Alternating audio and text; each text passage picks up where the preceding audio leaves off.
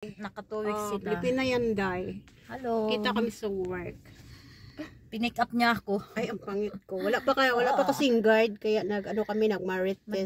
Marites muna. Marites is life. Marites is life.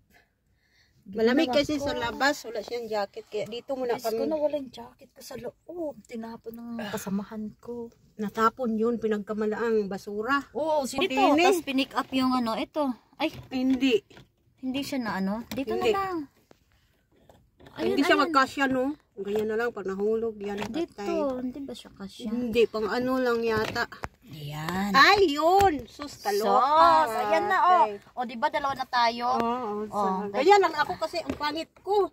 Sayo lang. Pangit, walang pangit. Ganyan. Ganyan na. Pangit ko, Day. Sus ko, Day. Wala. Magmarites kami. Maganda ka, makakadalawang anak ka ba kung pangit? Sabi nga nila, mas maganda ka pa sa may mga dalaga na walang anak. At least nanganak ka na, sila hindi pa, Magmarites kami. Wala pa kasi yung guard, guys. Wala pa, inaantay ko pa yung Ay, pangalab ko. kaloka. Lalabas na yung pagdarating security, lalabas siya.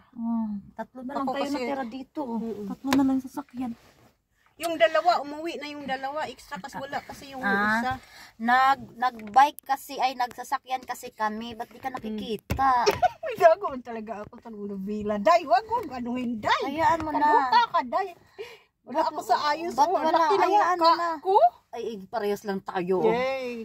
Para akong marites kami, Day. Kung nakabike ako, umuwi na sana ako kasi kanina pa ako natapos 4:30.